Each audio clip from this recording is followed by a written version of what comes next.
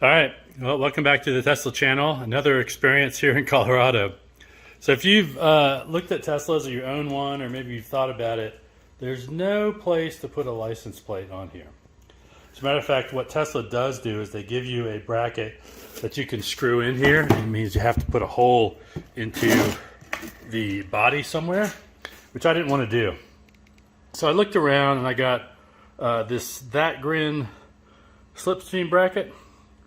Took about 3 weeks for them to get this to me, I think with supply chain stuff. And so I opened it up and looked at it already. I have some instructions here that tells me what to do. Here's the actual bracket in my hand. It's not very large, but it's going to bolt into here. It's actually going to connect into these spots here. And then they gave me some screws and a tool. So let me grab my license plate and we'll start putting this thing together. All right, so I'm back here. Got my bracket out of the packaging here. We've got the instructions here, which are pretty simple. My license plate, which is one thing I need. And then these are the license plate screws, and these are the screws that will attach the bracket. It's kind of an ingenious design here. The license plate will bolt into, these 4 screws in here. And then this part will move and hook onto the air dam, and then we'll put a screw into here that will keep it from moving. So let me take a minute and I'm going to screw the license plate in, and then we'll see how it looks from there. Okay, the license plate is mounted. These are Allen bolts, but they have a piece sticking up in the middle so that the tamper-proof wrench they give you is it's got a recess in it. You can see here they gave me covers to go on the back of these screws, so that will ensure that if this were to tap back, it's not going to be a problem. Now the instructions say I've got these 5 holes here. We're going to put this in on the second and fourth one in there.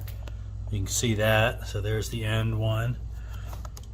And then what we do is this bracket up here where my index finger is will hook around that back part. And so what I need to do is set this down for a second while I do that. And let's get it in here. So now that I have this in,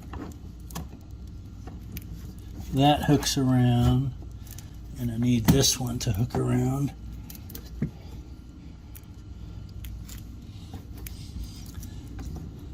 And so, yeah, you got to push. It'll clip in there. There we go. I got to push in, over and down, and it'll clip on there. And then I have these. So let me open up these. And these will secure that from moving as it vibrates. You know, nothing will change there. So let's see if you can see here. Same type of screw. We'll put it in here. It's got a lock washer on it, so we'll thread it in, and it's going to connect into that other piece. And I'm going to tighten it down here. And that feels extremely sturdy right now, the way it's set up in there. I'm going to do this second one here. As you can see, we'll get that into that. All told, this has taken me just a few minutes to, screw this together. It took me longer to open the packaging actually, because they heat sealed the packaging in there. And so now I've got the license plate on there.